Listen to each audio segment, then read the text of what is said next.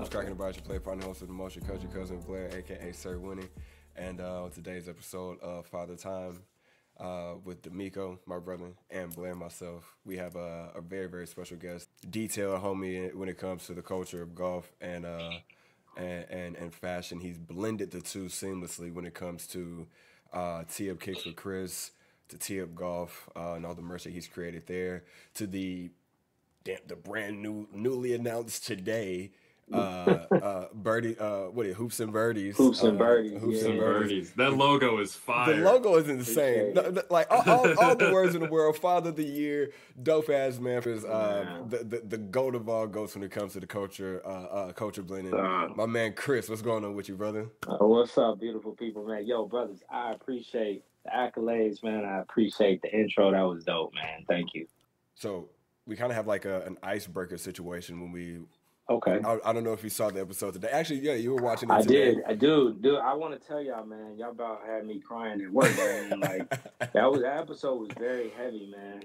And it was good though. It was beautiful, man. It was beautiful. It was one of those introspective talks that as brothers we need to have. So I feel like for your first episode, that was very impactful. Man, perfect. Appreciate it. Cut it. Man. Promo. Done. Literally, it was perfect because you guys had some fun. Then you got super deep as you started talking about your experiences with your fathers and like being a father. And like, it was just so fitting, man. And it was cool because it kind of helped me recalibrate, because sometimes we feel like we get burnt out. And sometimes, it can weigh heavy on you. Mm-hmm. So when you hear other brothers that's, holding it down and working on it. And I mean, we've all got a great helper in our wives, our ladies, our women. So, when you have that, you just realize how blessed you are. So it was so cool hearing you guys just talk about, just being fathers and your experiences and how they've helped you and motivated you into being the elite fathers that you are, man. That's dope. No, we getting so many compliments off the base, but it's not even a whole 2 minutes into the podcast. We got compliments out the wazoo. I'm just saying, just facts. I was about to text both of y'all on the side, but I was like, man, let me give them their flowers on the episode, Man, we appreciate that. Straight up. So kind of like talking about fatherhoods and being elite and like all those things. You saw in the episode that we kind of had a fictional fathers draft. Kind of going into like the fathers that shaped us, or that we kind of wanted to build our parenting styles off of. Who are your top 5 fathers, 1 through 5? And at the end of the season, we'll have like a whole tally of everybody's top 5. So hopefully it'll be a good list. So you and Keith are the two initial people to break this off. So let's see what the list looks like. Wow, that's heavy, dude. Well, got to start with my father, obviously. Our relationship was great. When I was younger, he traveled a lot. So I think I didn't really get to spend as much time with him. You know what I mean? When I was really young. So now seeing him and my son, who is the age that I was when he was traveling a lot, seeing them interact and seeing him kind of getting that second life, that second chance is such a blessing, man. So yeah, definitely have to put my father at 1. And then at 2, I'd have to put my Uncle Cartwright. Seeing him as a father to my cousins, he was a special man. He was, you got that one uncle. You always got that one uncle that you just look up to and you appreciate. And he had the swag. Everybody kind of knows. Matter of fact, if you guys come to the A, man, he lives over there by East Lake. God rest his soul. He passed us a few years back, but he lives over there by East Lake, but everybody over there knows him. They know Cartwright, they know the name, etc. So yeah, he was definitely a staple from a father standpoint. Like fictional fathers, I would have to say Uncle Phil, man, from Fresh Prince. That was Blair's number 1 pick for fictional fathers. He was, and let's be real. I mean, I feel like if you grew up in the 90s, like Fresh Prince kind of like raised you a little bit. You know what I'm saying? Hell yeah.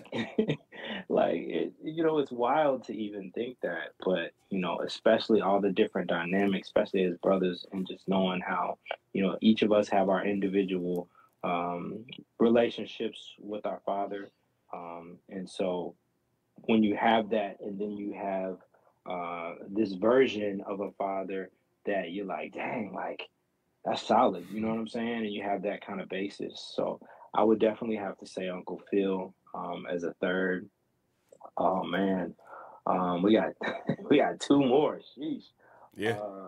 Because I feel like I can only speak to what I've seen and been around. You know, I think a lot of people we never know what goes behind doors. So there's a lot of fathers that I think of that are like, oh yeah, they look like a good, but I can't really speak and say that in truth. You know what I'm Yeah, for saying? sure.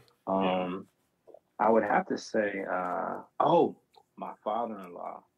My father-in-law, he is probably the chillest, most powerful man I've ever met in my life. His, as far as just how he carries himself, I've never seen him get upset. I've never seen him raise his voice at my mother-in-law. I've never seen him stressed. I've never seen him. I've never seen him raise his voice. Period. And I'll be honest, when I first met him, I was a little taken aback because, you know, growing up in the South and just kind of seeing how, you know what I mean? Yeah. Like all my male figures were, it was opposite.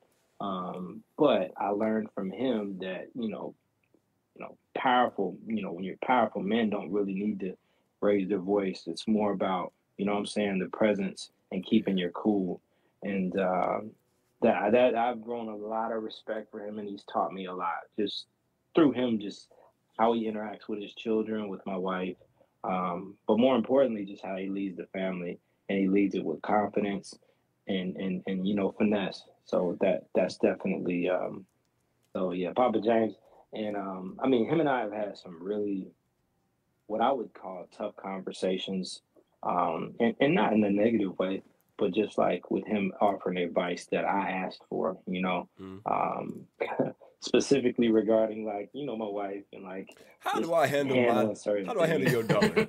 Right, Help me right, handling your daughter real quick, because I know you know. right. Yeah. And just the way that, I mean, his approach, even it was like I knew at any moment he could choke the hell out of me, right? but I never felt that. I never felt that. But Yeah. it's still, and see, to me, that's power. That When you see what I'm saying, that's power. Like when you can be conversing with somebody on that type of level and relationship, and you know in the back of your head like they're chill, but at any given moment they could just like crush you. You know what I'm Yeah, saying? you Like, heard that saying, if you see that dog in the front yard sleeping, you leave that big dog alone. He sleep for there a you reason. go. You leave that Right, dormant right. beast to sleep for a reason. You don't want to wake him up.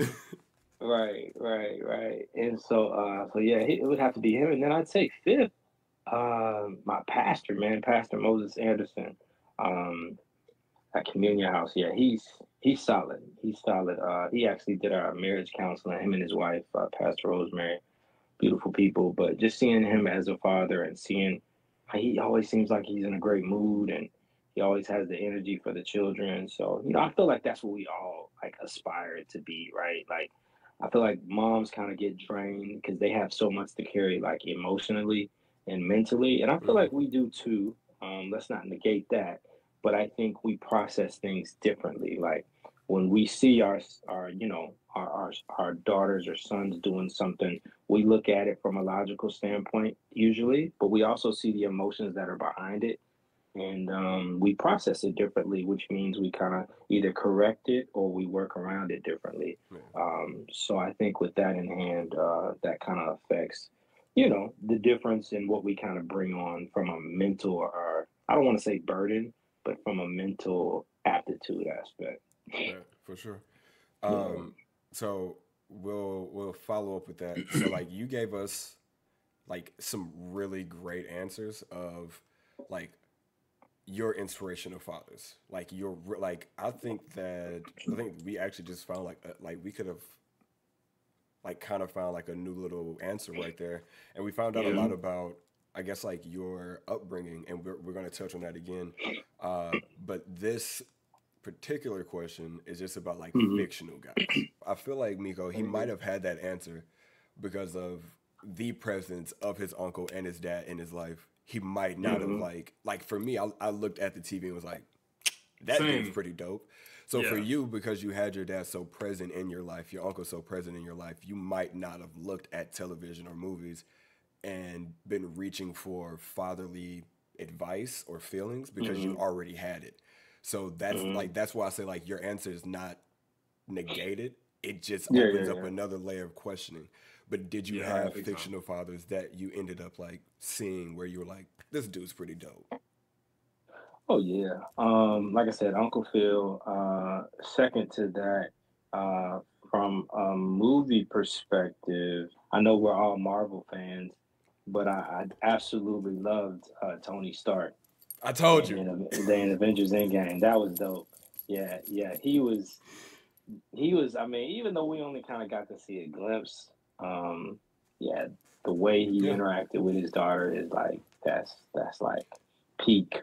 You know what I'm saying? Peak. Like girl dad right there. Girl dad. Yeah, for sure. Yeah. From a show perspective, what was it Family Matters? The dad and what was his name? Winslow. Carl Winslow. Yeah, Carl Winslow. Yeah, he was kind of goofy, but there was some pretty heavy episodes where he put down some real good gang, and you know. I think that he was kind of almost like a follow-up Uncle Phil with a little bit more. They had a crossover episode, I think. Yeah, I think so. Yeah, they did. They did. Researching that.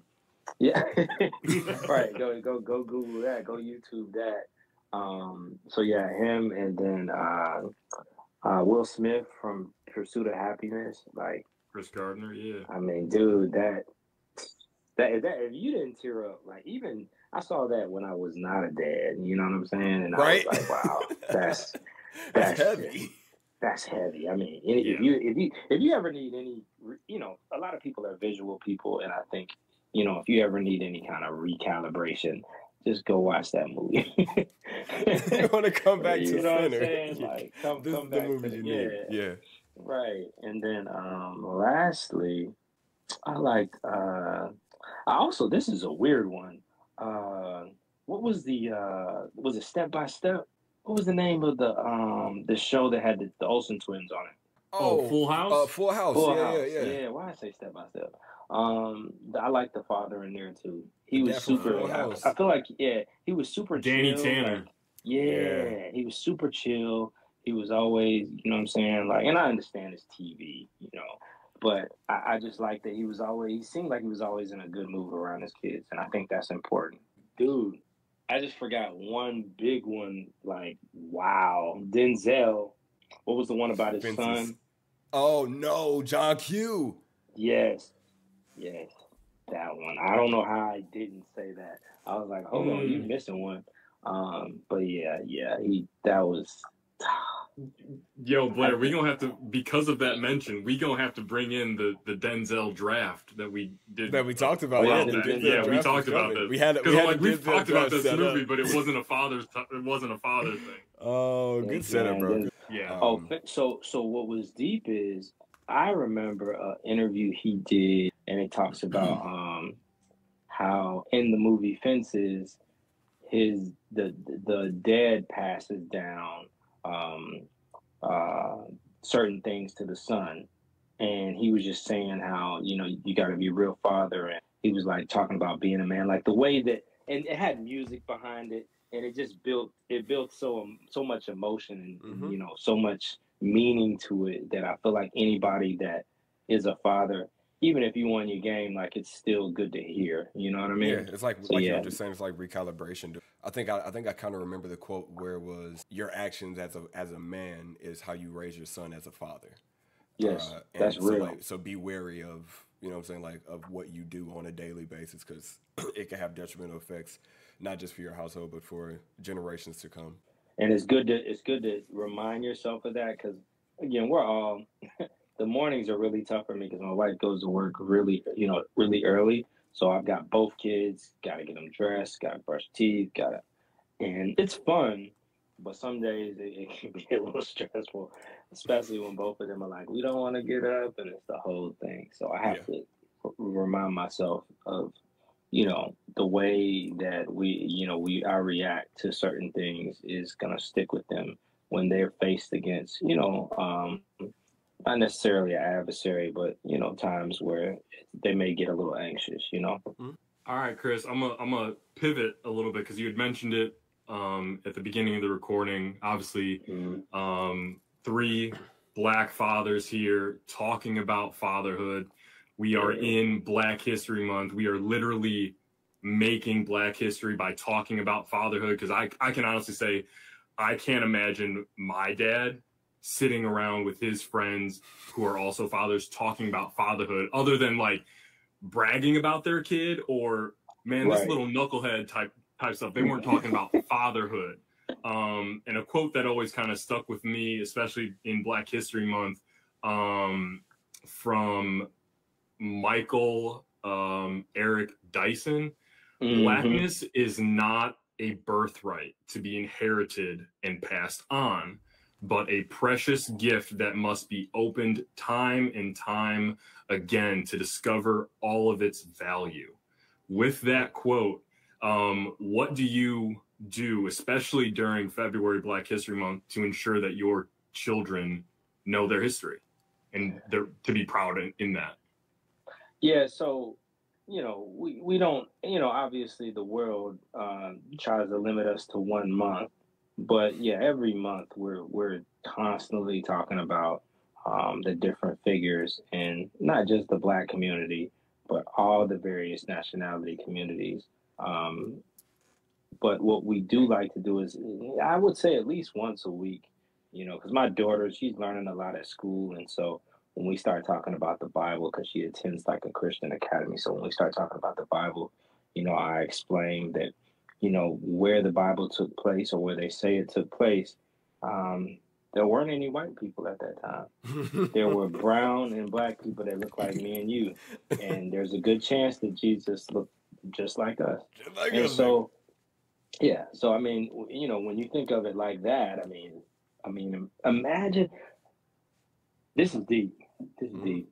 Yeah, I just thought about this. So imagine, I know everybody has their different religious backgrounds, but I think we're all familiar with the picture of Jesus, right? Growing up, you used to see it in like your grandmother's house, the white guy with the long hair. And like, honestly, it took till I was an adult for me to really break out of realizing like that is not who Jesus is. That's not what he looks like. That's Caesar Borgio, I believe, which is, if you go down that rabbit hole, you can, but it's wild.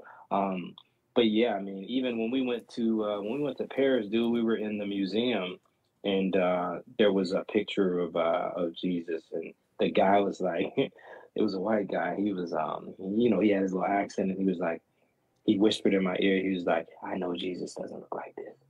I just bust out laughing. I was like, I like you, man. I like you, bro. Bro, you cool. Because him and I had already, we had already been chopping it up. He was like, yeah. I was like, yeah, he cool.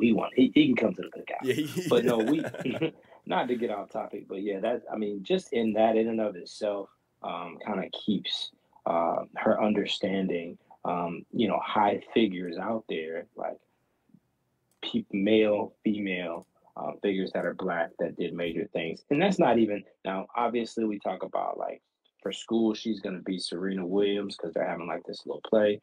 So we've been watching videos of Serena and Venus and her just kind of, because she's 6. So, trying to kind of make it relatable to her.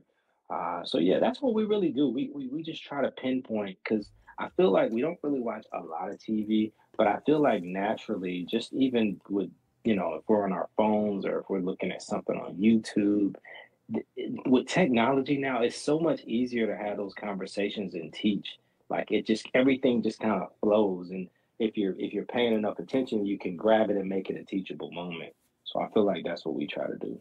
Yeah. So Chris, you kind of touched on it with your daughter being Serena Williams for a school thing. With that, you pulling from another fictional Will Smith character, or a real fictional or real character that Will Smith played in King Henry for some inspiration? Oh, yeah. Yeah. So I remember watching that movie. My wife and I both, we watched that on the plane. We was coming back from somewhere, and we both had tears in our eyes. Oh, man. Like, that was so awesome. He's like, that's such a good movie. I was like, man, we both over here. It's a hard, like, I think Will does a very good job of playing the part. Mm-hmm. So does Denzel of playing the part to where you feel like it's you. Like Yes. you're in the shoes. You're like they're not performing in front of a camera. They're like performing this. Right. They're talking to you about this. Like Oh, we yeah. talked about it when Will had the foot in the bathroom, like holding the door. I felt like Yeah. he was holding me, and like we were crying Right. together. I was like, Right. no, Will. No, it's like Yeah. I kind of get that. Will's a powerful actor, bro. Him and Denzel are some of like our generation's greatest actors, and the whole red table thing might have made Will a meme to a lot of people, but there's a reason why we all pull Will out the woodwork when it comes to dads. It's still a Yeah. reason. He's a good dad. And yeah, and you know, it's interesting that you say that because I feel like anybody that grew up in the '90s, like even though he had the whole everything that kind of happened, at the end of the day, I feel like we've seen more good from him than bad. You know what I Mm-hmm. mean? So like, I understand for the younger generation that didn't grow up watching Fresh Prince, that didn't grow up in his keen era of Enemy of the State and all Oh these amazing man, Independence Day. I mean, the dad he was in Independence Day was dope. Like, he was a funny dad so at Independence Day. Yeah, he was like cool yeah, as hell. so that's what I'm saying. Like, it's yeah, when you have that level of understanding, and that's one of my things is me and my wife always joke about this because I'm super nostalgic, and I think that drips over into my creativity as well. You Like a think? lot of what I do, I'm like, I know, right? I'm like stuck in this. I shouldn't say stuck, but I'm in No, this. it's a great place to be, dog. Yeah, it is. I love it, man. Like it's just, and it's funny because I think she's seen it, but it hit her like last month. She's like, yo, you are really like into nostalgia and like this is like your thing. And I'm like, yeah, babe, like, come on, really? Like, why are you acting like this is new? And not to go off on a tangent, but I was just gonna say like that. No, go. I think that it's important, especially as fathers, for us to make sure that our children, because I feel like culture now is cool, but sometimes it's good to go back in the past and maybe have them watch some of the cartoons you used to watch. You know what I'm saying? Watch some of the shows as they get older, obviously, just so they can have that understanding and that relationship of what you saw that kind of helped make you into, you know what I mean, the person you are. Yeah. So like my kids will sure be watching Fresh Prince, not the new one, Not the new one. either, though. I love how everybody says so, that. So, bruh, I'll be real with you. I didn't even watch one episode of the new one, and I heard it was good, but I was like, "Dog, you're not finna." Nah. I watched it, Uh-huh. and then I saw, you know, when you realize that no one on the golf commercial set actually played golf. I noticed that in that show, they show him go up for a right-handed layup. But then the camera cuts to a freaking tomahawk dunk, and I'm like, no, that's not right. No, The editing is not even there. That's not right. That's not right. Dude, I'm done. That's why I don't like watch. Like, I don't. Y'all don't watch Tubi movies, do you? Okay, just making sure. All right, this is the judgment-free zone. Yeah, judgment-free zone. But Tubi movies are all made in Atlanta. I'm about to go in. Like, I've been seeing a lot of people on like Facebook. Because, you know, I jump on Facebook just to kind of like, you know, check in on family, just real quick, right? I think we all do. It's like, Facebook is like old folks. Facebook is where your grandma's still at. Like, your granny's still living, you go to Facebook to say hi still. Updating relationship statuses. Right. So, like, I've been seeing a lot of people, like, bragging about these Tubi movies, and I'm like, and I'm at an age now where I don't really, I remember if I saw something like that, I would, like, make a status about it and be like, any of y'all that are recommending a Tubi movie, I don't want you recommending me any kind of movie. I'm not going. Your opinion means nothing, right? At all. When it comes to entertainment, I am not listening to you.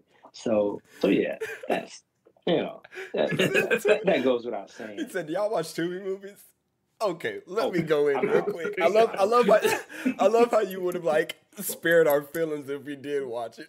You would be like, you know, you good. We'll leave it alone. But I trust me. I took y'all as brothers that are of a higher class, a higher echelon of entertainment. But you know, I ain't know. You see what I'm saying? I was want to make sure. You got dipped your toes. I mean, I love that video clip though of them showing Ray J and the 15 different hat positions he has. Oh, that was funny. In one conversation. I'm like, that's like, I watch that side of Tubi on social media because they be making crazy jump cuts, and I'm like, this is funny. I was gonna do that. I was gonna do that with our Usher video, but I wanted to make it seem like a real conversation and not more funny. But I was gonna change shirts in every scene. I noticed you changed your hat. I noticed in the beginning. I'm like, it was backwards, then it was forward. Yeah, there you go. Okay. He had to scratch the itch somehow. I love that. It's crazy how these conversations go, and you kind of set us up with one of the with another, like, I guess, like top 5 question, but also just a question we wanted to ask you in general. With you being in the realm of nostalgia, a lot of your like gear is more like centered around like the mid to early 90s. At what stage do you start to like introduce your children to like the 90s R&B or rap? Like, when do you introduce them to the things that made you go, oh, that's dope? Like, when do you do that? Like right now. when we get up in the morning. So they already classes know. in session. So we have in the mornings, especially Fridays, like tomorrow, we get up, everybody brush their teeth, they got their clothes on, we have a little jam out session. We'll start with Gonna Make You Sweat. You know that song? Everybody there. Oh man. And I'm gonna send y'all a video of them in the car jamming and out to that. It is so dope. And then, I put them on the crisscross, make them jump. Like all the things that when I grew up that now have set with me and take me back to a special time that are kid friendly, of course. Like I try to, because I'm introducing them to Michael Jackson. So like Jam, they saw the video, and my son is now, he understands who Jordan is. Oh yeah. So Jordan and Tiger Woods, and that is one of the most proudest things ever. He did something the other day. He picked up one of my Andre Agassi shoes and he said, "Daddy, these are fire." Now, mind you, he's two years old. Bruh, I like stopped everything I was doing and I was like, dude, this is incredible. Yes, they are. Yes. I was like, dude, yeah, right. Yes, Let me walk you to the gallery. So yeah, man, it's important to start that early because that's their base, right? And I was getting on one of my friends, but I was like, yo, you want their base to be a good foundation, especially from a culture standpoint. Like, don't let their base be what's out now. You see what I'm saying? Oh, yes. Then they have nothing to build from that. If you teach them from now, if they see stuff that you saw or you listened to growing up, now they have the foundation and the base. I mean, it's even in the spiritual side of things, like you want to give them a good biblical base. So that way, when they start getting introduced to all these different doctrines, they're able to say, oh yeah, that's that new age or that, you know what I mean? They're able to kind of, that's good for you, but that's not for figure me. It out. Yeah. You want them to have like good morals to stand on. You kind of touched on it again with like your musical taste and like how you got them on crisscross and all that stuff. Right here on the spot, let's get your top 5 R&B songs. If you were to make a playlist, like how you do for the chorus, like give us your top 5 R&B bangers. See, I was gonna say all time because when I knew we were gonna ask it, I'm like, all right, I'm gonna make a quick playlist, and I'm like, some of these aren't like, there's some straight heaters that are not in the 90s. Yeah, oh, so you want to just go all time with it? Go all time. All time. Yeah, all time R&B. Let's just Yeah, no, that's a very layered question, but I'm gonna get to it. So first off, I'd have to go John B. Are You Still Now with Tupac? Right. Who did I just say I was listening to all week? John B. So we saw him in concert a couple years back, and he still got it, bro. He still got the fade too. Yeah, that white boy. That boy got the Caesar. He was the original Travis Kelce. But he was playing the piano. he was playing the piano. He got the that's the man. Shout out to John. And then SWB, Human Nature. Anita Baker, Giving You the Best That I Got.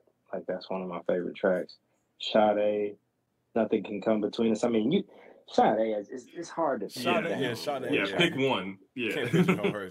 That's a name, just Sade. Right. And then, I don't even know if we can't even listen to R. Kelly no more. But he has some hits, bro. He has some style. Yeah. Marbles, bro. There was this track got me through some tough breakups when I was young. Remember that, and you just set me up perfect, man. I swear we flowing, bro. So we flowing, bro. So remember the Nutty Professor soundtrack? I think it was either one or two. They had a song by Case called "Missing You." Okay. You know what I'm talking about? Ooh, And it was like, yes. 59. Bruh, that song right there is that got me through some break. You know, when we was a kid, we thought everything was so The end of the serious. world. Right, right. End of the So world like, breakups.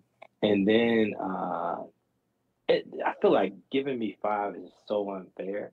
What are we Damn. at? That should have been 4 because That's probably it's so 4. many. It's so many, bruh. And Hey, we then literally just got like, and you didn't hesitate. He was like, "Oh, that's hard. Hold on, let me just." but Michael McDonald, I keep forgetting. Like, come on, bro. Like, what are we doing? You know what I'm saying? Yeah. Like, and again, Usher. You know what I'm saying? You don't have to call like that. That's a banger. Like, come on, bro. I'm gonna rattle off some of the ones that I had on my list. Okay. Can we talk? Tevin Campbell. Okay. That was the first song I added to the playlist. Solid. Piece of My Love by Guy. Ooh. I Like It by El DeBarge. Okay. That's a classic. You know what's funny about that song? When I was a kid, I used to think that was a lady singing that song. Me too. And you know who else was like that? That I thought was a man but was a woman, Tracy Chapman. I remember her album cover, Fast Car. Remember that Fast Car? Fast Car. So that album, my dad had it on cassette, and when we used to go visit my grandmother, it was like a 2-hour drive, and he would always play Tears for Fears, like their album that has Everybody Wants to, the album that has all the bangers on it. Yeah, right? He used to play that. Right, and then he used to play Tracy Chapman. And that Fast Car, I remember looking at the cassette and being like, "Is this a dude?" And he's like, "No, that's Tracy Chapman. That's a woman." Shout out to you for actually bringing her name up in Black History. She wrote that song a long time ago, and just recently, shout out to Zach Brown for covering the song. She just won her very first Grammy in country music. She's the first Black songwriter, male or female, to win a Grammy. So shout out to Tracy Chapman on Fast Car. And shout out to Zach Brown for throwing the song out there. Hold up, real quick question. So y'all drank on the last episode. Y'all not drinking today? That's what's in this cup. I got a little makers in this cup. Yeah. He's like, y'all not drinking? Yeah, we drinking. Yeah, we drinking. Pull up. I didn't want to be. So I don't really drink like I used to, but I was actually looking forward to talking to y'all and having a drink. So having some father time. Cheers, I love it. Man. No, I'm on a Celsius today. So if I was last time, dude, you're a wild. So what time is it where you are? It's about to be 7. Bro, you a wild dude. I heard your sleeping pattern's kind of weird. I was wondering because if I have a Celsius this late, I am not going to sleep until like 4 in the morning. You wild for that. No, bro. That's when I'm waking up. You going to the moon. You like Future with it. How do you handle the guilt of saying no to things, whether it's work commitments, social events, to prioritize time with family or for yourself? Obviously, balancing, I'm going to say 5 because it's a round number, 5 different social media handles. And then obviously still have time to promote other people. Obviously, you promote the podcast and other brands and stuff like that. Like, you always just putting on for the community. How do you deal with that guilt of having to say no to things? Did you clone yourself is what we're asking. Yeah. He got his own AI system. I thought about it. That's a good question. I feel like I used to feel that way, but with everything I do, I try to give it 100%, right? So like, I know areas that I need to work on, even if it seems like I'm, putting out all this content, doing all these things. There's still areas where I'm like, dang, like I need to do this way. And I was praying about this earlier. I was like, yo, God, help me to be able to, because right now I have like a stream. It's a blessing. I don't like using the word curse, but it's a blessing, and it can kind of sometimes be a little overwhelming. But I have like a stream. Right, there you go. I like that. Yeah, blessing in the battle, and I have this stream of like ideas that's all constantly flowing, right? And so I just asked God, like, yo, God, I appreciate what you're doing. I see. Can you like allow me to be able to pause this? Like, like if I'm like eating dinner, like, can you let me pause this, right? And like eat my dinner and like really, and which I feel like I do, but I know sometimes I even to the point where I have to tell my wife, and she's told me like, yo, if an idea comes to you, like let me know so I can let you go do your thing and put it together. Mm-hmm. Which is awesome. Like she's great at really communicating and teaching me how to communicate better. But um, yeah, to go back to the question, yeah, I really want to be able to just pause it and be like, that's when I feel bad is when I can't pause it. And even if I'm in a moment and I'm enjoying it, there's still like a stream of stuff kind of filling up on the left side. You know what I mean? So Yeah. Mm.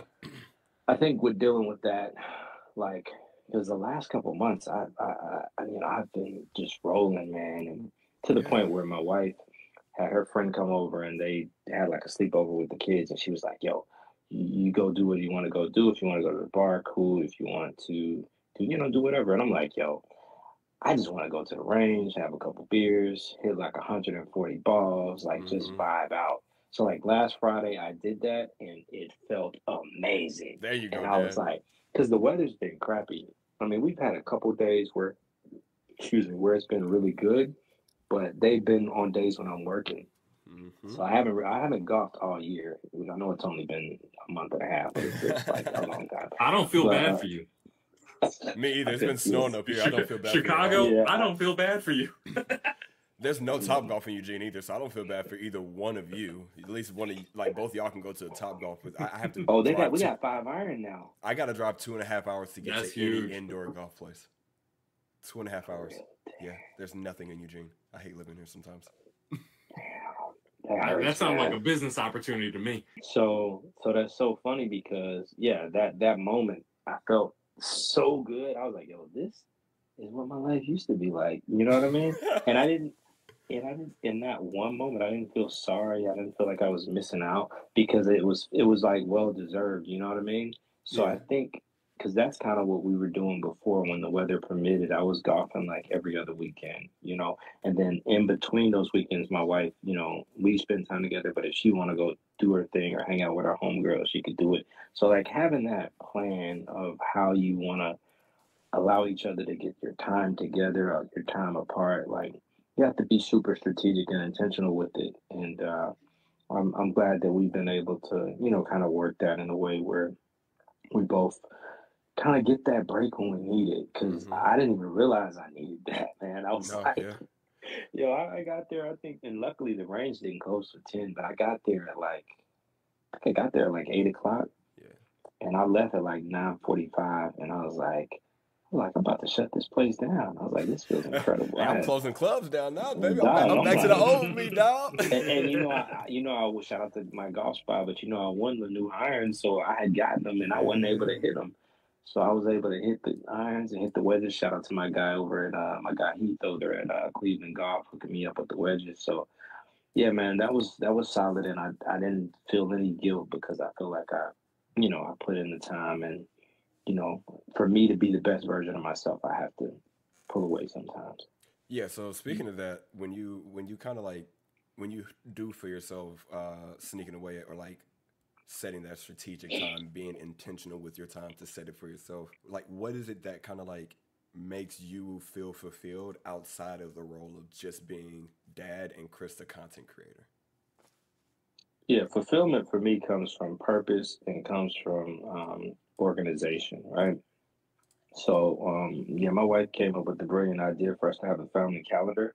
So everything from our podcast we're doing now to, golfing with the homies on Sunday Mm-hmm. is on there. Every single thing. So that way we both kind of know what's going on. There's no surprises. Like if it ain't on the calendar, it's not happening. That's the expectations we both set.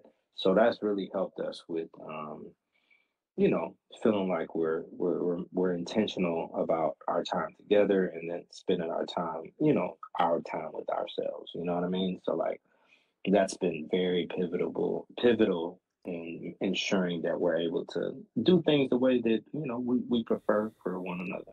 I never wanted to be the husband that was like, yeah, my wife does all of this and I just make the money like that.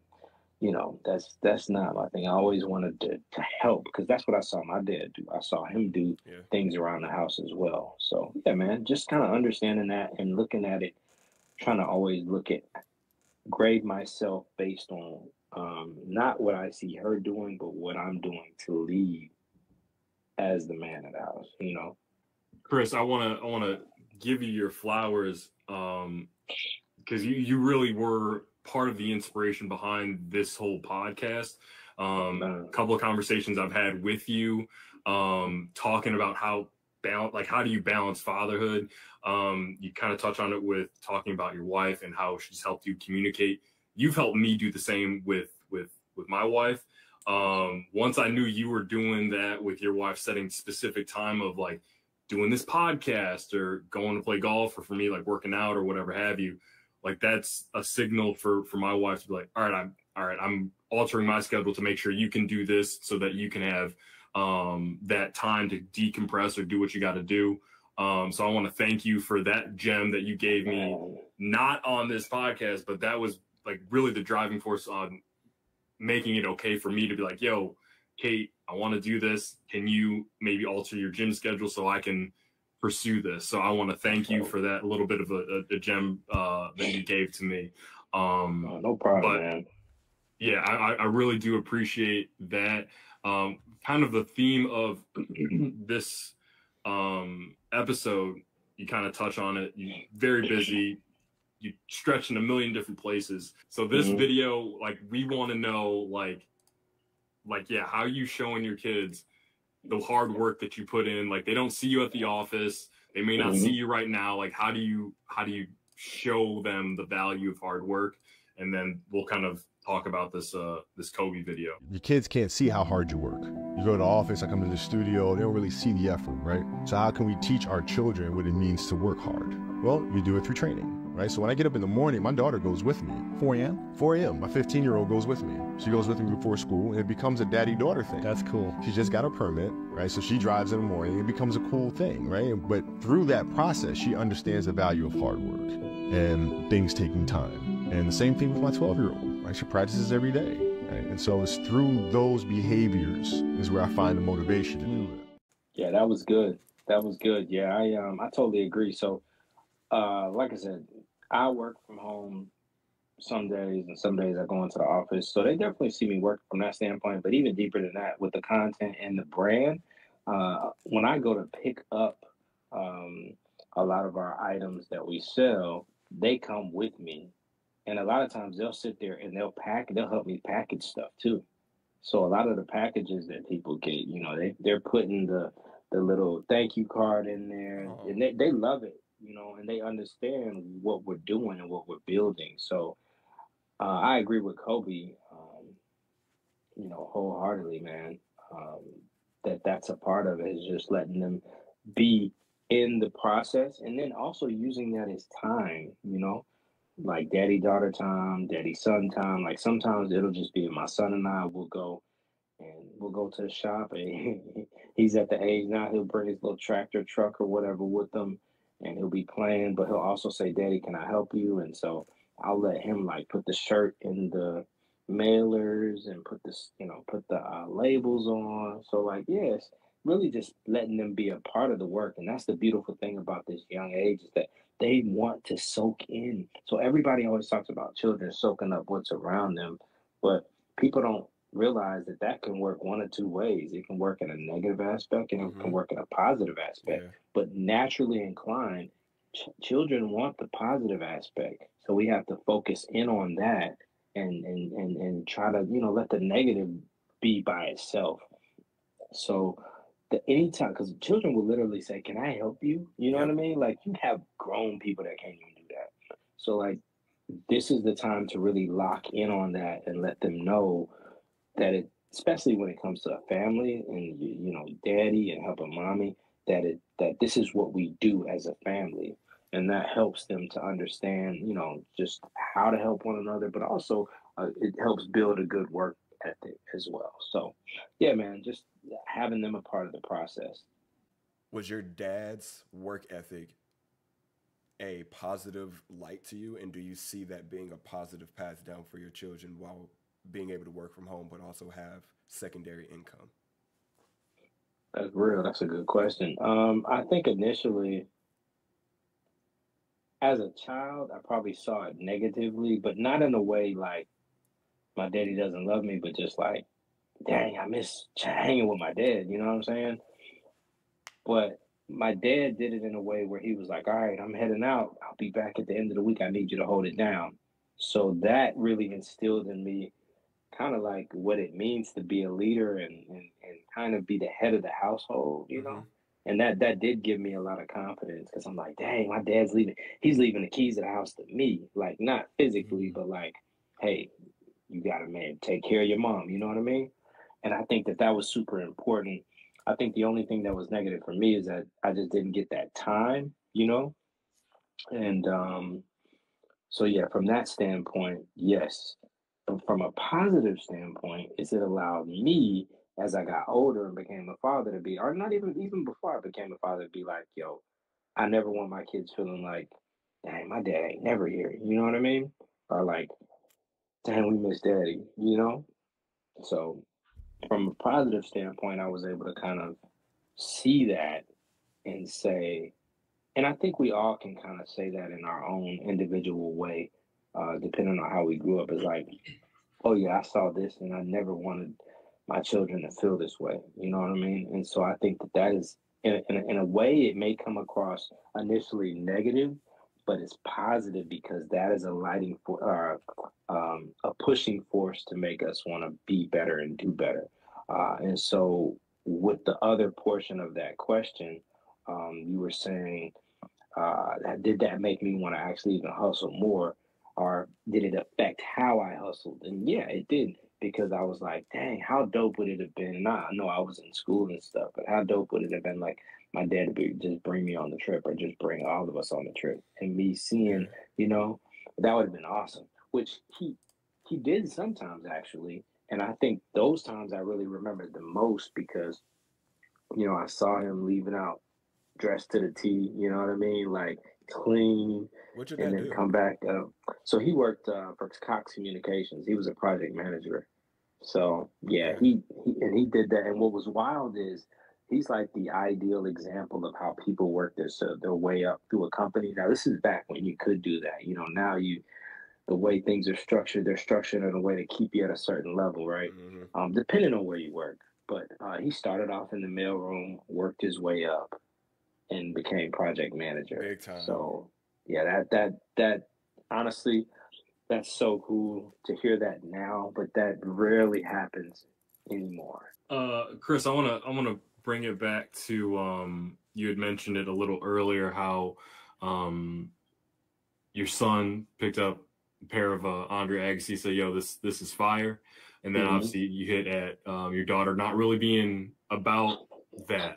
Right. How do you navigate the evolving relationship with your kids as they grow and change and realize dad ain't that cool? Like obviously we know you cool, but at some point they like our kids are gonna look at us like, man, that's corny. Yep. How do you deal with that? How do you navigate that? I think that's healthy.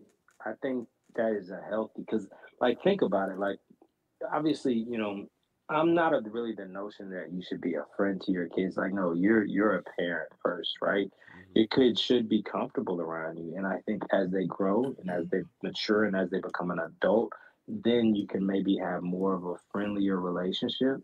But I think it's really important for your kids to feel that, oh yeah, my mom or dad, would they love me, and I understand it, but they definitely are not the same age as me. You know what I'm saying? Like, that is healthy. I think that's Yeah. okay.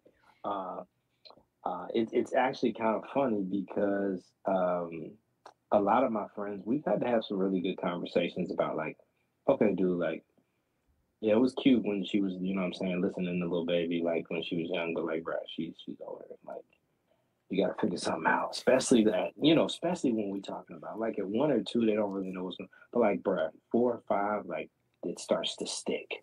You see what I'm Everything. saying? So yeah, so you just have to be a little, and I'm not saying you can't have fun, but you just got to be a little bit more mindful of how you're grooming them. So I think that is good. That is healthy for them to feel like you may be a little corny. You see what D'Amica, you laughing. Like right now, my daughter legit is looking at me and she's like, with that face, that exact face. I'll do something, I'll try to like dance, like, ha ha ha ha. She's like, yeah, hit the Carlton one time in front of them, see what happens. Just to like see those like little moments. And it goes back to like when you introduce your kid to the things that you were into. I was one of those kids that I was the entertainer. So like seeing my daughter kind of like want to sit in the chair and like have those moments where she's like, Daddy, this is cool. Like I think this is what she finds as me being cool. So like if she can turn on the TV and be like, oh, Daddy has a YouTube channel. Cool. That's cool. Like Dad is cool. Right. But other than that, I don't think that. I think I've already lost the cool battle when it comes to my daughter. So, I mean, your situation might be different, D'Amico. You too, bro. It might be different. My daughter right now thinks my wife is the coolest thing in the world. She thinks her mom is the coolest thing in the world. But Daddy and Ryan, we're bodies, we're shadows to her. She's like, why are these men around? I'm like, Jesus. But again, I feel like a certain point of that is healthy. Like most of that is actually all of it is because there needs to be a distinction, right? Like just think about the distinction between you and your mother growing up. Like you know that was your mom, and you probably was like, oh yeah, mom, cool or whatever. But like, yeah, I can't like. You don't play, yeah. You know what I mean? It goes back to like that semi-threat of like, I ain't your friend. Right. Like you better get in this house before those lights come on. It was a true statement. Like she was telling us like a fact as a threat. Like, yo, don't play with me. Like I'm not one of your little homies. Fade you up, nigga. Like, and my mom was a gangster. Like she'll fade you up for real. Like my mom was one of them. Oh, bro, you want to hear a story? So you said fade you up, and it just made me remember. I'll never forget. I was leaving. So I used to. Long story short. I used to attend a school that was what they call minority to majority. So the school that was in my school district, now this is something in Georgia. If you ask anybody in Georgia that's from the east side, they probably remember it. But it was called minority majority. And what it would do is it would take minorities and put them in a school in a nicer area for better education. So I started that in middle school. And so my mom used to have to, like, I would ride the bus in the morning, and she worked near the school that I went to. So she would pick me up, in the afternoon or whatever. And so one afternoon when she was picking me up, now this was like I had to be in like 6th grade or something. And so one afternoon she picked me up and we were going back home and she was asking me to do something. I was like, man, I ain't trying to hear that, bruh. After I said that, she slapped me so fast, like, dude, like, I didn't even know what happened, bro. Like, the Matrix. Dog, it happened so quick that I was like, God. And she was driving, and the car didn't move. The car was moving straight, but it didn't, like, it was literally like, and I was like, I was quiet the rest of the ride. Your mom had 9 hands at that time. I was like, my mom is a ninja, bro. Like, how does she do that? She was driving with her feet and punched me with both hands. How she hit me twice? And the car is on the straight and narrow. Your mom had a self-driving car before anybody else. I was like, I don't know. So yeah, I feel you on that. My mom was definitely about that. Like, how would you, like, what advice? Not advice, because I would say, like, how would you navigate more or less, like, how do you create content, letting them know where you navigate your content through and, protect them from, I guess, like, the negatives of that? Good question. Yeah. For me, again, it goes back to making them a part of it. So remember the Make 'em Golf series? Mm-hmm. So, like, if you remember in the beginning of each episode, you hear my daughter say, "Make 'em golf." Oh yeah. Yeah. So that was actually my wife's idea, and it was interesting because we had my daughter was up, she was full of energy, and I was like, "Babe, I need to record this." She was like, "Hey, babe, you should have her say like 'Make 'em golf' and like record it." And she's like, "That'll be the dopest thing ever." Sure enough, I said, "All right." Man, women be knowing, bro. Listen to these women, they be knowing. Women So be she goes, knowing, women they be be knowing. knowing, dog. So she told me, she's like, yes, go ahead, record it, put it on there. Dog, I recorded it. It came out so good, and I put it on the first episode, and I'll never forget. I put it on YouTube, and I probably got like 85 followers that day, and people were like, "Yo, the intro, like the whole episode was dope, but that intro with your daughter is so fire." And to this point, to this day, anytime she hears, and my wife is like, "You should record one with Eli saying it." That's my son's name. She's like, "You should record." I was like, "Nah." I was like, "That's like Kinley's special thing." You know what I mean? Eli will have his thing, but like that's her thing. You know what I mean? So yeah, that just kind of goes back to your question. Is that I just try to make them a part of it, or we try to make them a part of it. So it doesn't seem like some disconnected world. Like when my daughter's on YouTube, on her iPad, you know, my videos come up, and so she'll watch them. So she understands what daddy's creating and what he's building. Cool. Yeah. And I feel like once they understand that, it makes it easier to either have the conversations, or it makes it easier for her to um, take it in a way that's healthy. I told D'Amico, like, if I could go back and do it a different way, I would protect Penelope the way you protect MJ, because I feel like I exposed Penelope's face to the internet like a lot faster than, because it wasn't her choice, right? So I want, like, that's kind of where it was at. Was like, how do you protect your kid's image while also like showing people like I'm not just a golf face or the face that you come to for golf kicks. Like I'm a daddy, you know what I'm saying? Like I got it. Oh yeah, no, that's real. Yeah, no, and yeah, and see, that's how you know you're such a great dad, because that's such a that's such a deep introspective view of just kind of rating where you handle things. It was You know what I'm D'Amico. saying? Well, shout out to D'Amico, man. Shout out to you, man. I mean, Yeah, that's no, like you said, my wife knows that. Like that was her, because she knows I'm like, we got a cute baby. Like my baby's adorable, and I want to share her with the world. Like I want to share her with the world, but like my wife's like, no, like we have to give her that choice. Like she has to consent to that. And I'm like, you're right. And I was like, all right. I mean, and she knows like I love social media. I'm about that. I'm not chasing likes, but I'm like, my baby could get a brand. Like my baby could be the Gerber baby. I'm just saying, like, give it up. Yeah, talk your shit. Like we gotta get that college money now. Like let's do that. No, I mean, I think there's a fine line, and again, that's if I could, because my son's still young enough to where we, you know, and my daughter is too, you know, but I feel like even though I'm very public with certain things, we're very private with certain things too. I have no problem of, you know, shouting my babies out on their birthday, or, you know, putting a picture of them in the story. And I do that intentionally because I know there's other fathers that follow me that are like, yo, that may not even know that I'm a father, you know what I'm saying? Or there's other people, and then they see that and they're like, damn, okay, it can be done. Like you can be a good father, you can have fun with your kids, you can be silly, you don't have to be just like serious, like, you know what I mean? Like, yeah, for sure. Because I've had people read me totally wrong, like send me DMs like, dude, when do you have time to do anything? Like, you seem like all you talk about is shoot. I mean, and not in a negative light, but just like in admiration. And I'm like, yeah, dude, I got 2 kids, I got a wife. Like, bro, like, you know, like I have a life. You know what I'm saying? Like, this is not what I do all the time.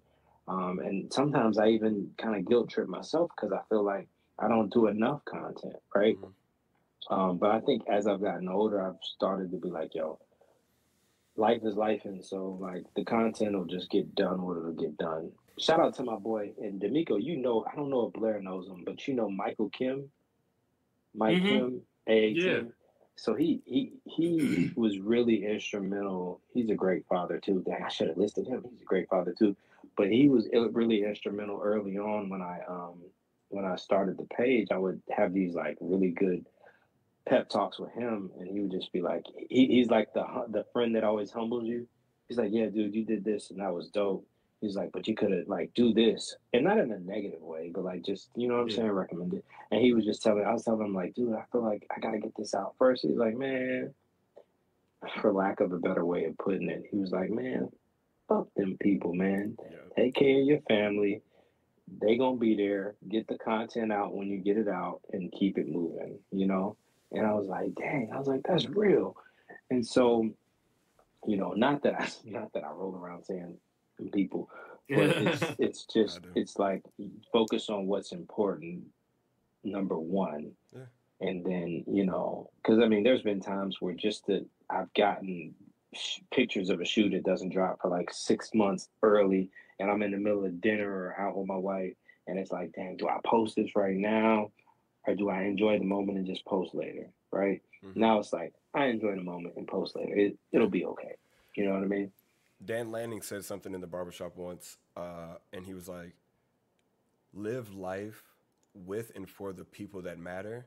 Because the people that matter are all that matter. Because I was asking him the same thing. Like, how do you balance being a head coach, recruiting these young men, pretty much being a dad to all these other kids, while also being a dad to like 4 boys and a daughter at home? Right. It's like you only take care of what matters. The people that matter, and the people that don't.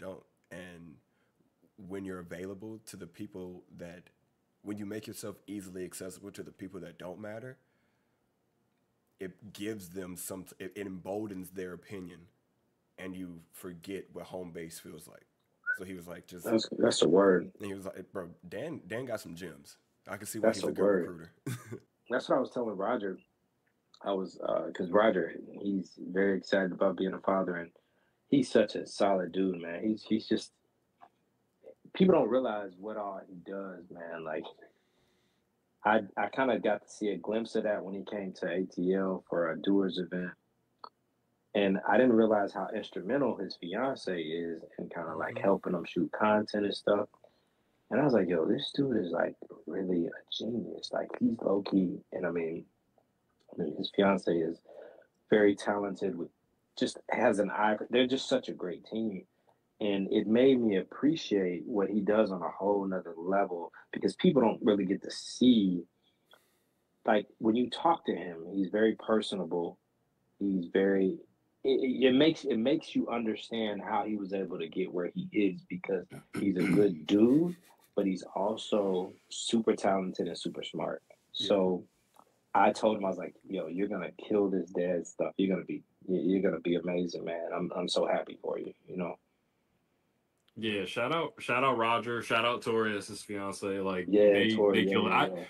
I did a thing with Roger, and I think it was when he called me trash.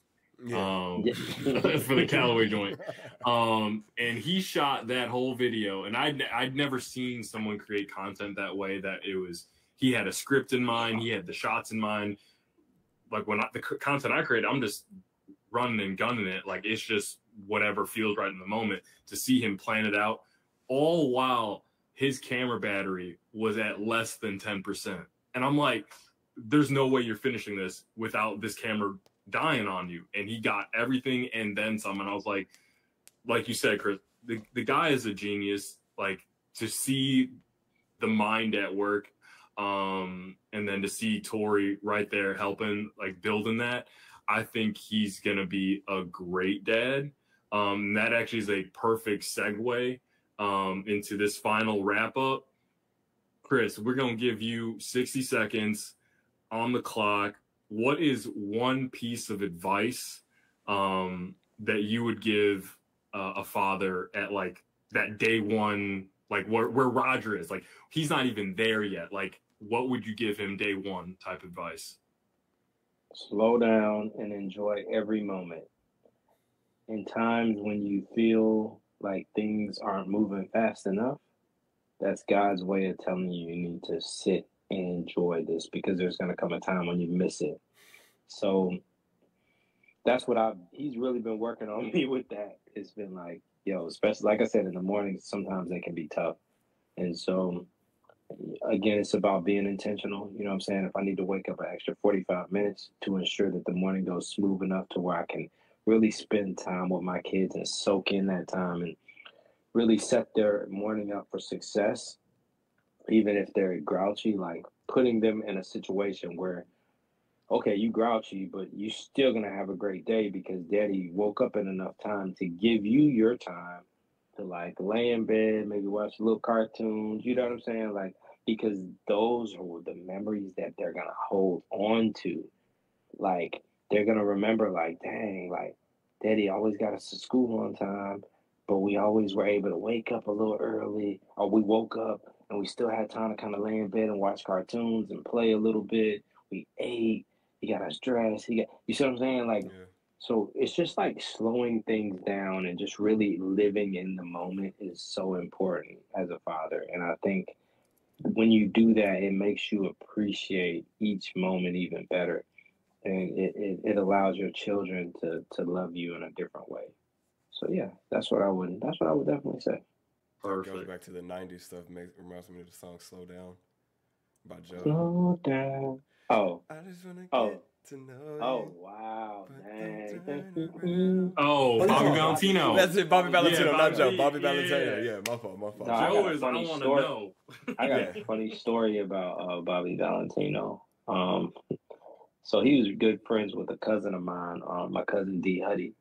And I'm like, yeah, I got a funny story. Y'all just gonna hear it. And Let's go. we went to this event, and this was back when Two Chains hadn't. He was an artist, but he was a part of a group called Players Circle. Titty Boy. Remember Duffel Bag Boy? Yeah, he was Titty Boy still. Yeah, yeah, Titty Boy. Yeah, yeah, yeah. So so we was at a club, right? I'll never forget. And we was in the back, and they had us on the stage. I remember Two Chains was sitting in like what looked like a wooden chair, and he was like smoking a blunt and like just kind of vibing to the music, right? Yeah. And so it's him there, me, my cousin, a couple of Two Chains, he's just posse or whatever, Bobby Valentino, and so the club wraps up, we're walking out. Now, mind you, my cousin and I have been like talking, and I've kind of been talking to people in Two Chains posse and just kind of doing little things. I said posse, wow, I'm old. In his group, yeah, I call myself It's in clear. his group, and then we're leaving out, and Bobby Valentino, I hadn't really had a chance to chop it up with him because he was like talking to some chicks, and he had a lot of stuff going on. So we're leaving out, and like my cousin was like, "Yo, Bobby, this is my cousin Chris." And so I dapped Bobby up, and the dap he gave me felt so sloppy. Like it was like not even like a full grip. And I'll never forget. I was lit, so I was like, what the hell kind of grip was that, bro? And he heard me, and he's like, "What you mean?" I was like, "Dog, that was the sloppiest dap ever." And he just bust out laughing, and we both dapped each other up, Oh, and that's it was funny, it man. was cool, but it was just so random because and I told my cousin, my cousin was like, "Why would you say?" I was like, "Bruh, that that didn't feel genuine." Yeah, And yeah. and even Bobby was like, "My bad, bro." I was like, "Yeah, man." I was like, "Come on, You dog. called We've him. been drinking. You know I'm gonna tell you the truth." But yeah, Yeah, that liquor he make you good. talk shit How do you deal with that when you maybe aren't in a setting where you could tell somebody that was a sloppy dab? without being Mm. off the drink. Yeah. Like if somebody walked into me Ooh. was like this right Yeah, here like in them public. flimsy handshakes, like it ain't, yeah. The dap I've ain't had that. dapping. I've had that happen. I had that happen at church, and I'll be like, "Yeah, let's revisit that, bro. Let's revisit Like, that." cause I had to It happened. explain Visit that. I had to explain that to my wife Kate, and she's like, "How do you know how to come in?" Like she teaches here on the south side of Chicago, so whenever I go visit and I meet some of the new, like the coaches for the basketball team or whatever, like Yeah. it's just a quick like, "All right, like what's up, man? How you doing?" Right. And she's like, "Oh, how do you know what to do? Like, how do you know when to end with the snap?" Or like, and I'm like, "It's just You like just what know. you. It's just You a just feeling like know. it's in that split second where if I see you come at me." I'm looking at your hand position because the worst thing is if you go like this and they like this and you're like, there's that. And I'm like, you gotta be ready. And I feel like there's so much pressure I do this to in everybody, that. just right here, because I don't want to Yeah. ever. I don't want to judge you off having a weak handshake. Because my uncle taught me that. He's like, "Yo, like a man who gives you a weak handshake either doesn't respect you or doesn't like respect himself." Like, he was like, "It's not manly." Like to him, like That's again, real. Yeah. it's PC. It's not PC to say it now, but in his time, it was like the early. Like he was a late '70s, early '80s baby. So like he was raising me pretty much like mid 90s, 2000s. It was like, yo, somebody gives you a weak handshake. That's a weak ass handshake. Like a weak handshake is like a sign of a weak man. And I was like, cool. Yeah, So usually when I'm going for a handshake at interviews, like even if it's a lady, like I'm in there. Like I'm getting in there first. I'm getting this part of my hand all up in there real quick. But for the brothers, like I could tell like off like the bop off of our yo, like one of them, like if I'm coming in with like the here and the hug with it and then the snap out, or if I'm just like dapping you. You just feel it. You just out feel here in the it, Northwest, though, you'll get guys to like do you like this right here, where you feel like it's about to be one of these, and they're just like, and I'm like, I'm not a skater. Oh, no, don't skate. No. Don't skater boy me. Don't. We gonna need to cue up that Key and Peele skit of I'm in there, man. I'm in there, dog. I'm in there, dog. I'm in there. You took it. Yeah. All right, so I've seen that meme of you like doing it with the sneaker kicks of the tuck it, like the Key and Peele skit. Mm-hmm. I also seen people use that for the Marvel movies, the same way that you used it for the kicks and the silhouettes. Okay. I like it. You. Okay. All right, like we talked about Marvel. What are you most excited about in this new wave of Marvel movies? Because I know I've heard some news about Deadpool 3 and how many cameos that's going to be. Like, let's just peel back the curtain on the Marvel world that I know the three of us enjoy. So, okay, let me go at it. So, I feel like when Marvel first started, it was such a beautiful, amazing breakdown of movies and such a great storyline, such a great build up. We got the Infinity War, we got the Endgame. That ended perfect. Okay, that was absolutely incredible. Probably some of the best cinema, best storytelling I've ever seen. Okay, so now this new phase has been kind of lackluster, if I'm being honest. I haven't even watched Echo. I have not watched the second season of What If, which is crazy because that What If, the first season was incredible. Insane. So I know the second. Have y'all watched the second season? I have not. I've seen the first few episodes. When you said the second season, I thought you were going to start talking about Loki, and I got real excited. Loki! Loki. So Loki gave me hope. Okay. Now what really sucks? Okay. And that's a whole nother conversation. Is Jonathan Majors not being Kang? I know that really hurt me, bro. Like that was very. I know. Damn it. I know, man. I know, bro. Robert Downey Jr. could say Iron Man, even though his shit happened years ago. But he could be Iron Man, really. But we're not gonna get this man another chance. I believe that the second phase was rushed. Sorry if I'm cutting you off, D'Amico. So phase one, like you said, was executed immaculately, especially for a comic book head like me, growing up, watching it, growing up, reading them, and really wanting to see like a full immersion, but only getting like the X-Men movies from Fox. Those movies were great, but they weren't hitting because they didn't hit all them. They just stuck with like a small group of people, pretty much like the X-Men '97 cast. So to finally see like Marvel and Disney like come out with this whole rollout. The first phase, amazing. Second phase, you kind of felt that it was rushed on certain parts. In other movies, they knew what they were doing. Phase 3 and 4 just seems like it is throwing things to the wind just to get content out because they're afraid that they could lose a buzz to DC. DC hasn't made a good movie since they made the very first Superman movie, and then Batman is the only thing carrying them, and it was the Chris Nolan version. So take your time. I'm so happy that the only movie this year we're getting from Marvel is Deadpool. Like, go back to what it got me hyped. It got me so hyped that they're actually saying it. Like, yo, he is a part of our MCU, so all the stuff that he's talking about is canon. So that means mutants are here, which opens up the door for Silver Surfer, for all the X-Men, for the Fantastic Four. Oh my! It's so many things can come from this. It's so big. You and Jordan Rogers have had a lot of insight on like what's been going on with Tiger and Tiger leaving Nike kind of dropping Nike Golf in a sense, and seeing other like pro players going to things like Malibon and all those things. So what brands or what things from the football, basketball culture are you wanting to see kind of transition over to golf to make it more inclusive for the younger audience?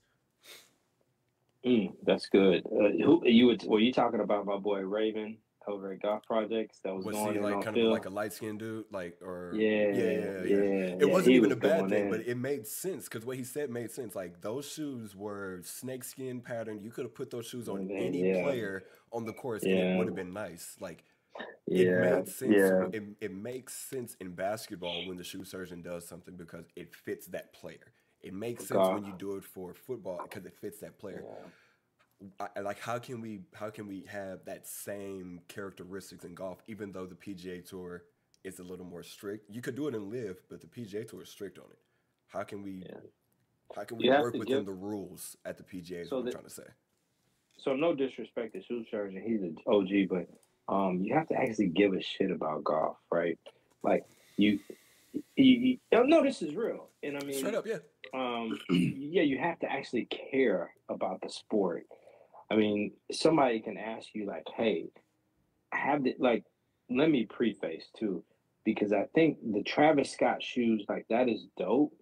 But like all these customs where people are like switching the swoosh over and making them a custom, like no disrespect, but like to me that's kind of whack, It's in played my out. It's opinion. played out. You can just It's say it played what it out. is. It's like the panda Well, it's dunks. not They're even it's played not even out. as that it's played out. It defeats the. It's not even a custom. Now, if you take a Travis Scott shoe and you change the color, that works. But when you start, and again, customization is customization. Like you do your thing. But I don't know. I just a part of me feels like when you do that, it's not you're doing it based off of hype. You're Hmm. not doing it based off this being a shoe that you just wanted to customize that was originally in its original state and you just wanted to kind of give it like I don't know. I think that's kind of whack. So I'll say that. But to the shoe surgeon situation, I think what made that sloppy is that the shoe surgeon, you could tell Phil or one of Phil's PR guys was like, dude, this will make you super relatable. Like people will like this. Like we Hmm. could all read it, right? And if I'm the shoe surgeon, and I'm just saying as a creative, like I want to. It's not as simple as you telling me what you want me to do. You can say, hey, I want this, but I'm gonna dig deeper and say, okay, because I need an inspiration. I need something.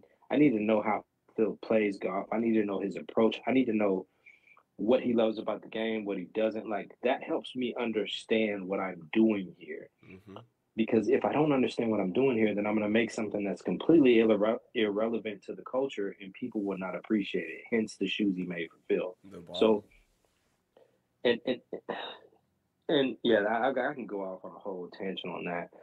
But what I would like to see from these other sports, I would love to see these cherished shoes from like the '90s, like the whole with Deion Sanders, right? They're retro on his turf kicks, right? Like that's so dope.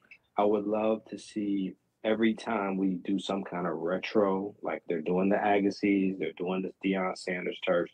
So like I'd love to see them try to make a golf version of that. To because to me, if you do that, what that does is a lot of people have the narrative that why does a basketball shoe need to be a golf shoe? Why it's like, dude, it's deeper than that. Way deeper. Yeah. It's not just like we're not being creative and we just no, this is how you get people involved or interested in the game because people start to think like, well damn, why are they making all these golf versions of these coveted kicks? Like, oh, this sport must be special. Let me Yup. look into it. That's the thing people miss. And so the gatekeepers, the people that don't want to see people like me, you know what I'm saying, in Hmm. here, they don't like seeing that because that means that the face of golf is changing because Yeah. people are getting more interested in it. So anytime somebody comes out and they say that they don't understand how a basketball shoe can be a golf shoe, that lets me know that you're a gatekeeper and for whatever reason, you may like the traditional aspect from a racial standpoint or just from a tradition standpoint. It doesn't always have to be about race.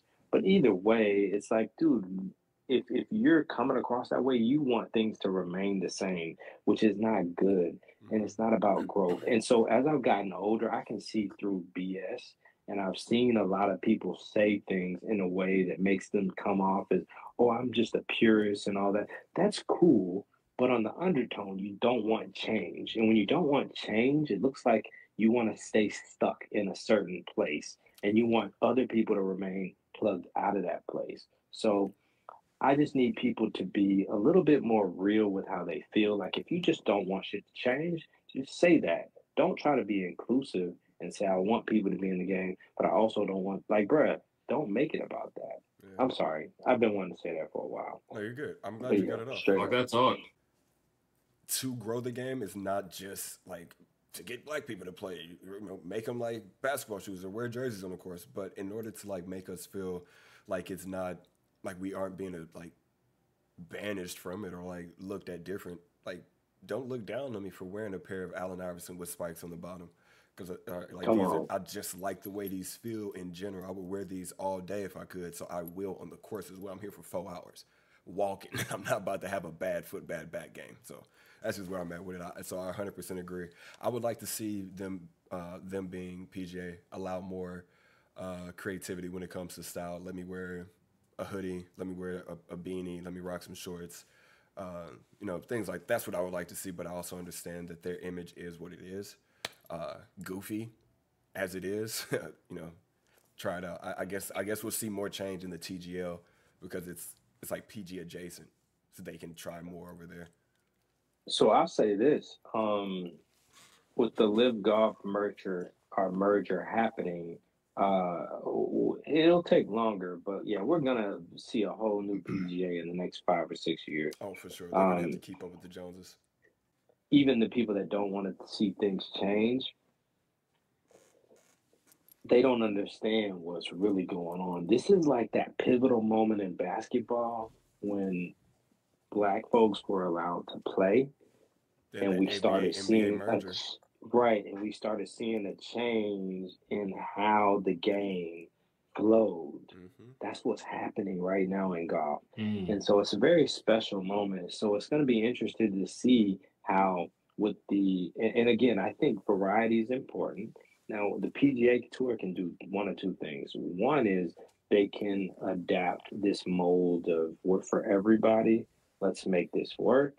Let's push by variety. Let's have our purists here, our PGA fanboys here. Let's have our hey, I just love golf. I don't care whether you're freaking playing music in the background, whether you know what I mean, Mm-hmm. like trick shots, all of that. So I think that's one approach. The other approach is let's just blend it all together and just make it work, right?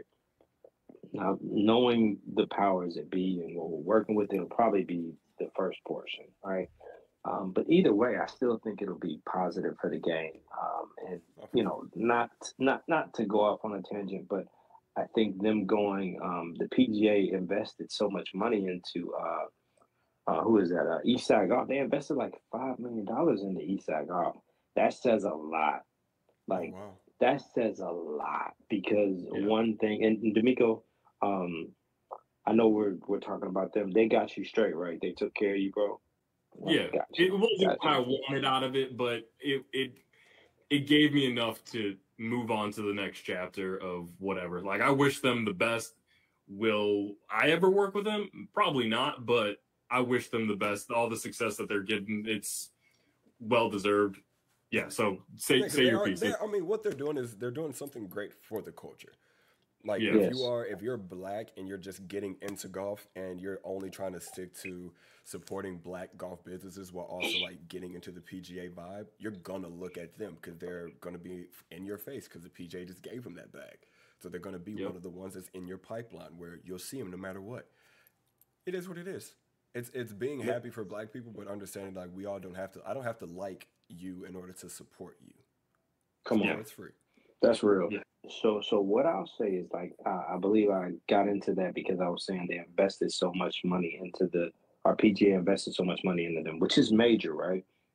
Now, if you go back to 2020, anybody that got into the sport during COVID, there were two major culture shifts and pushers at that time. And this is going to seem very crazy to say, but it's actually pretty real. Malbon golf and Eastside Golf. At that time, those were the two major. Like Malbon was very instrumental in motivating me to get comfortable with golf from a social media aspect. And the only reason I say that is I remember when Malbon Golf's Instagram used to literally be, so it was like a mood board of like culture and like things that made me comfortable with getting into golf. Because I'm like, damn, golf isn't this stiff sport where I got to wear a polo and freaking pleated, khakis or whatever.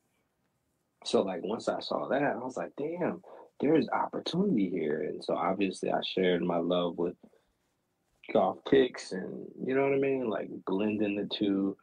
So they were very instrumental in getting a lot of us comfortable with even being able to do what we do now. I think, but as things grow, the beauty thing when things like that happen is even if they may be of the culture, as more realists come out, like you and I, or you guys and I, people realize the connection of where culture comes from guys like us that aren't necessarily big celebrities that have this huge platform. And so that's what's always been like a turning point for me with my page is like when people view into my page, and I think one of the reasons that the page has grown the way it has is that people say, damn, this is a perspective that I'm not used to getting. I'm used to hearing white guys talk about like a culture or shoes that they know about, right? But it doesn't hit the same because let's be honest, I mean, black people are the reason for sneaker culture. Like there would be no hip hop culture, there would be no culture in golf without us, without honestly, without Charlie Sifford, without, you know what I'm saying, Lee Elder, without Tiger Woods, without all of these beautiful people that bless this sport with the swag and finesse to make people like us and brothers like us and sisters like, you know, like our wives to be comfortable even entertaining the thought of playing golf. So I think it's important that we do what we do because it's a constant reminder to people that don't look like us that who really runs culture. And I don't say that in a racist way. That's just real. Yeah, we pushed it. Yeah. It's all good. It's all good. Who do you think is in need of some much needed father time? Who do you think we should have on the pod next? I know I haven't told Blair this, but my GOAT to get on, Mr. President himself, Barack Obama. We already talked like about that, Black Obama getting on here. I want Black Obama. Yeah, I want that Chi-Town connection. Oh, that'd be awesome. Yeah, that would be incredible. Yeah, no. Damn, that's good. It would be dope to see Denzel on here too. Yeah, Denzel Washington for sure. Right. Like I feel like he was so embedded into our entertainment culture that we kind of watched him grow up. You know what I'm saying? Oh yeah. And so like, I would love to hear the wisdom that he can impart about fatherhood and about just balancing life and balancing marriage, and that would be so dope. And again, that's a good one. The keys that y'all hit on your first episode, I don't think y'all realize how special your first episode is because usually the first episode is the most humbling in a way from, I mean, as far as like the sound's not right, like, you know, something's wrong, or, you know, you could just go on and on about it. But the subject matter, everything y'all talked about was so true to the scope and the lens that you guys are viewing out of. So I really feel like anybody that watches that first episode and even this episode will really get what you guys are doing. So I feel like anybody that watches that's a father, even if you're not a father, it makes you want to be a father and appreciate fatherhood. So shout out to y'all, man. So yeah, we're gonna claim that Denzel will be on here by the close of this year. Oh, money! You put a timeline on it. Okay. All right, Denzel people, we coming. Yeah, y'all what did Deion Sanders say? We coming. All right, y'all. That's a wrap on another episode of Follow Time with D'Amico and Blair. Major props to Chris Whitehead, aka Mr. Tee It Up Kicks, for dropping some serious gems on us today. Remember, dads, there ain't no playbook for this fatherhood thing. It's just a bunch of us winging it and doing our best. So if you feel lost, asking for help is not weakness. You are never not dad. So lean on your community, share your stories, celebrate the wins, and keep it moving. Stay strong, stay awesome, and stay tuned for Father Time with D'Amico and Blair. And don't forget, hit that subscribe button and let your voice be heard in the comments. Peace out. Straight up.